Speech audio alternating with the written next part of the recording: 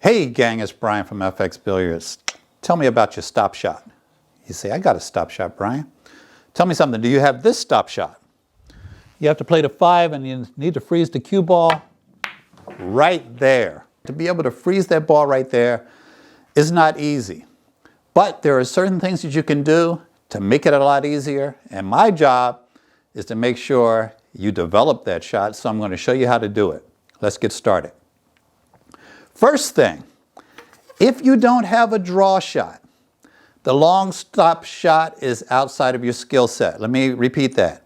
If you can't shoot a draw shot, bring this cue ball back to this rail, then you will not be able to stop that ball there. Just simply, it's the same shot. Now, what does that mean? Those of you who say you have a stop shot but you can't shoot the long stop shot, there's a very good chance that the reason you can't is because you've been taught to shoot a stop shot either by hitting the ball in the precise center, which is good for 12 inches or so, or you've been taught to hit it slightly below center. Well, I got bad news. Most advanced players, whether they tell you in their videos or not, are hitting the ball very low for a stop shot, particularly as the shot gets longer. Now, sometimes we'll shoot a very short stop shot, hit the ball slightly below center and stop it. But what I do is I hit every stop shot exactly in the same spot. Whether it's 12 inches or 9 feet, it's the same shot every time, the same contact point. What does this give me? Well, because I'm not moving my tip up and down the cue ball, it gives me consistency. That is the #1 goal in having a good pull shot, is consistency. That's why we use our own cues. That's why we want to have a flat table with nice cloth. All of these things bring on consistency. If you are moving your tip vertically up and down the ball for different lengths of stop shots, you don't have consistency. Now you have to scrub off speed and follow through at one point, add speed and follow through at another point. But if you're hitting every stop shot at the same spot, which when I shoot it, it's exactly where I hit it for a draw shot. It is the exact same spot. So what does this give me? It gives me a lot of control because I only have to focus on one thing. And regardless of whether or not it's a short stop shot or a long stop shot, all I have to focus on is getting the right number of revolutions on this cue ball as it travels into my shot. Now, how do you develop that? First off, if you are going to shoot the long stop shot, as I mentioned before, and you don't have a draw shot, you need to develop your draw shot. But when I shoot these shots, now not everyone is a visual person, but most pool players are. When I shoot these shots, I don't do it as much as I used to, but I used to visualize the cue ball spinning backwards and stopping right at that point. I literally, before I got down on it, I would see the revolutions on the cue ball spinning backwards and stopping right there, because that's basically what it needs to do. If you can't visualize it, chances are you can't pull it off. So, visualization, #1, visualize the shot. #2, hit it in the same spot as you do your draw shot. All you're going to change is the amount of follow through, the amount of speed on the cue ball, things like that, but hit it in the same spot that you shoot your draw shot. And if you don't have a draw shot, as I said, you've got to develop it. I've got no less than a dozen videos to teach you how to shoot all kinds of draw shots. #3, make sure you have a consistent stroke. If your stroke, if the speed, the timing on your stroke is out of whack, you're not going to be able to pull off the stop shot, just like you can't pull off other shots. Now, what does that mean?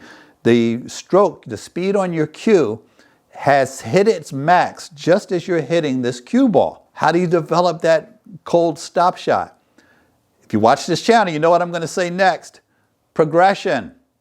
What does that mean? First off, have a draw shot. That's your prerequisite.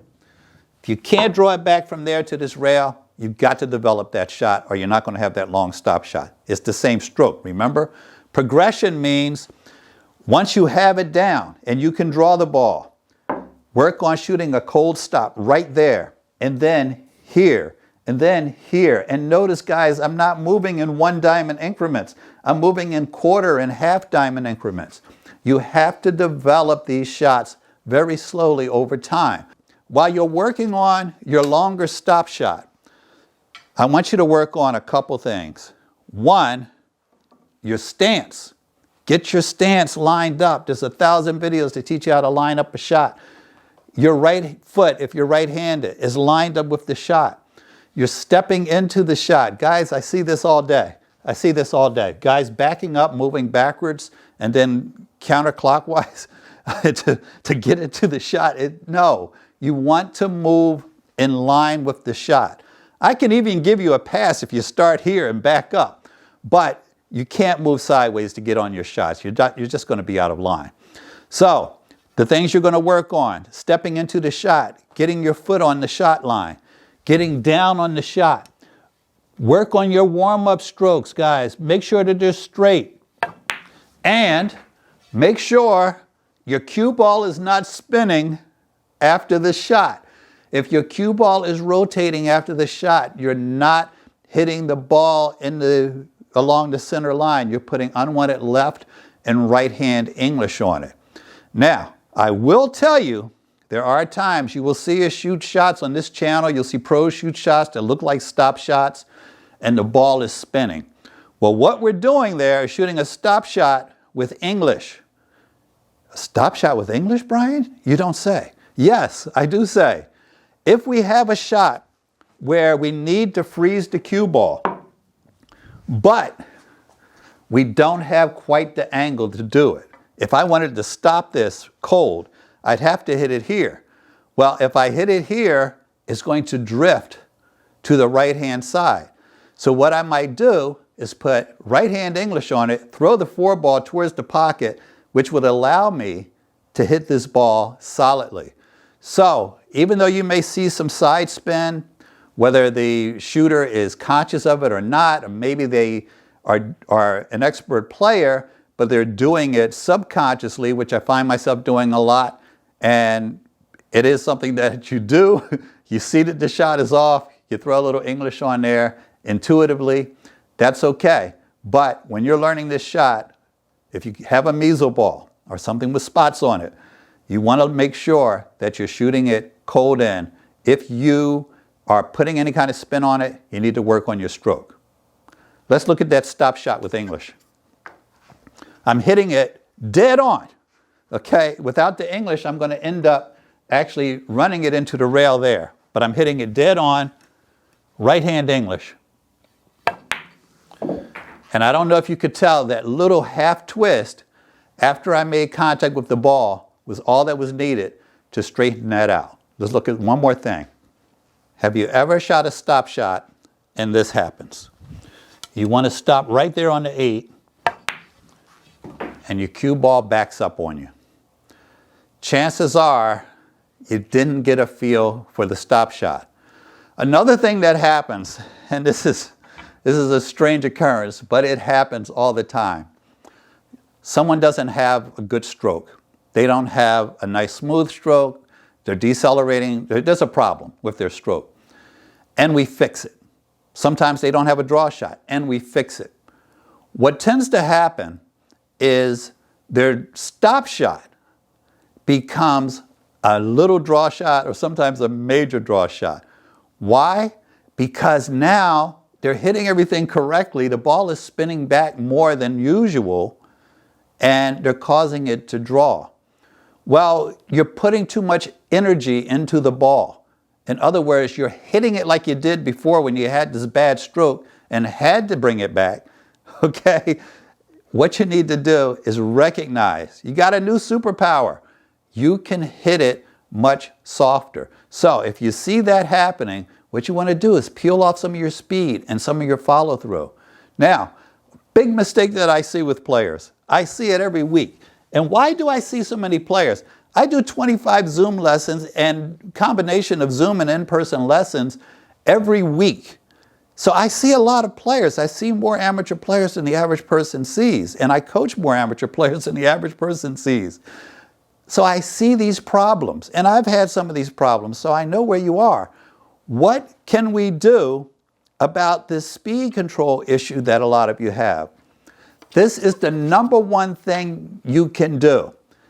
Stop with these rapid 4 and 5 mile an hour. I see guys have to shoot a stop shot and they're working the cue at 4 and 6 and 8 miles an hour like they're about to break. Slow down your warm-up strokes. That will help you with your speed control, whether it's shooting a stop shot or a short draw shot. #2, shorten your bridge. Everybody wants to have a long bridge because, hey, Shane and Efren and all these guys have these really long bridges.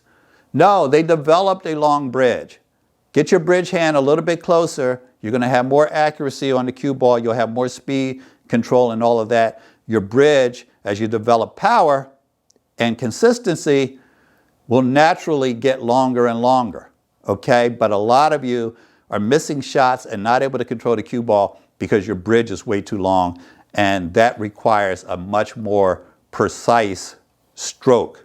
So get your bridge hand closer, and if you have to shoot something delicate, like a relatively short stop shot, you can bring your bridge hand much, much closer to the cue ball so that you can only hit it with a slow stroke. It's hard to put a lot of speed on it if you have a very short bridge.